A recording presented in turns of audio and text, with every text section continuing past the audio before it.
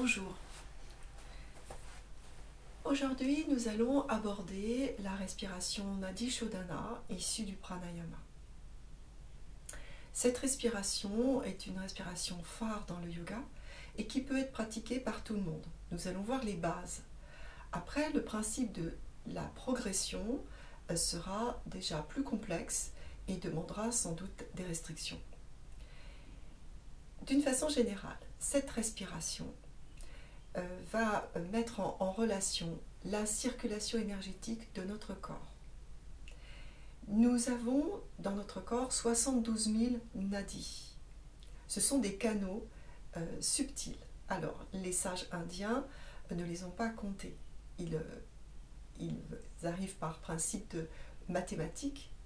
On les met en lumière par ce principe de multiplication. On peut les comparer au méridien chinois. Voilà. Donc nous allons nous contenter de deux nadis qui reçoivent des énergies lunaires et solaires. On les appelle Ida et Pingala. Ils sont situés dans le corps au niveau du centre racine Muladhara. À partir de là, ils s'élancent le long de l'axe et ils vont partir chacun dans des directions différentes, mais ils vont se croiser tout au long de l'axe régulièrement, au-delà de la colonne vertébrale jusqu'au sommet de la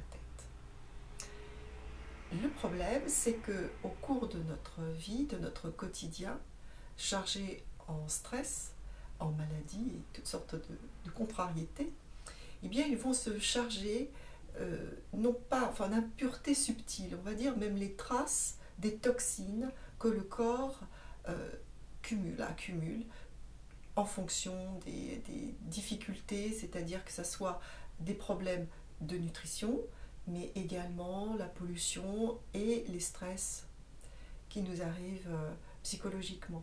Voilà. Il garde la mémoire de tout ce qui nous encombre et qui va bloquer la libre circulation d'une énergie. Bloquer ou suractiver une autre énergie. Cette désharmonie, ce déséquilibre est la porte ouverte aux maladies physiques et mentales. Le grand intérêt des respirations, vous allez pouvoir le constater tout de suite, dès qu'on la pratique, il y a un effet immédiat de ralentissement général du corps, d'un calme qui s'installe et qui va permettre au corps de récupérer. Physiquement, mais aussi mentalement. Je vous propose d'expérimenter ces bases et après nous lancerons des pistes pour aller un petit peu plus loin. Asseyez-vous confortablement. Placez les mains en direction des genoux. Nous allons avoir besoin d'une main qui va avoir une position particulière pour les doigts afin d'alterner la respiration par l'une ou l'autre des narines. Nous allons placer les deux doigts vers l'intérieur de la paume et garder le pouce, quatrième et cinquième doigt libres. Vishnu Mudra, c'est une position des doigts. Si maintenant ça vous dérange, vous pouvez vous contenter de prendre le pouce et l'index. Traditionnellement, on propose ça. Alors, nous allons d'abord relâcher tout le poids du corps vers le bas.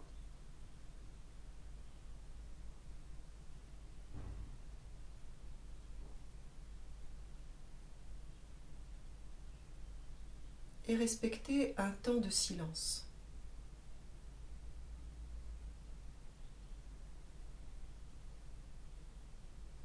Libérer le souffle, c'est-à-dire simplement lui laisser la liberté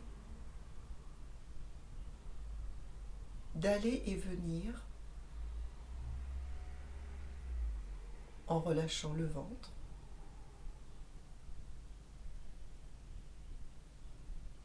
relâcher tout le visage, la langue,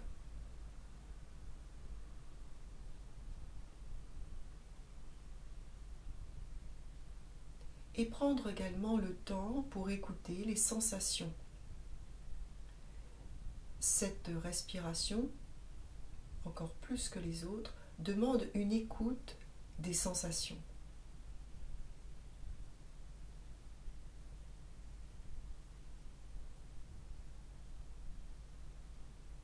Ce que vous ressentez au niveau des narines, puisque les nadis, Ida et Pingala, possèdent des terminaisons nerveuses au niveau des narines.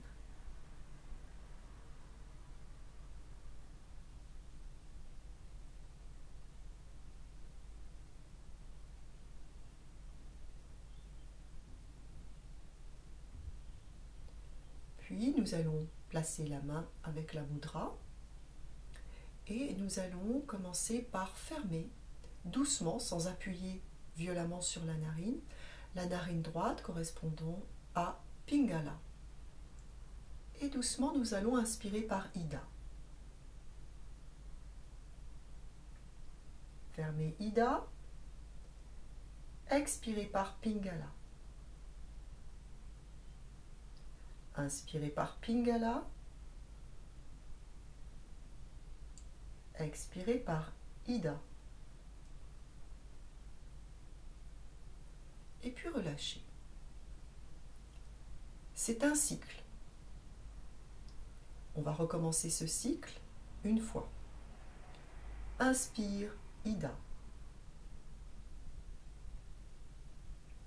Expire Pingala. Inspire Pingala.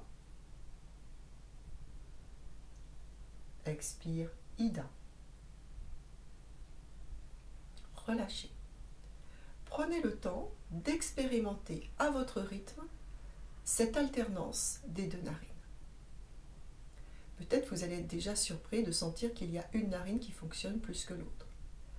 À la fin de la séance, vous n'allez pas trouver une grande révolution.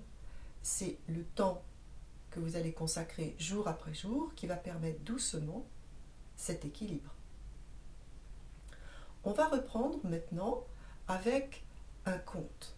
Vous allez placer un compte naturel, ce qui vient, sur votre temps d'inspire et votre temps d'expire.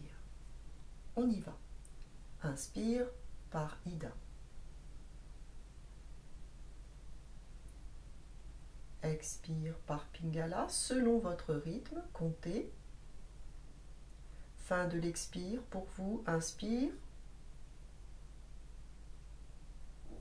Et alternez, terminez par l'expire avec Ida.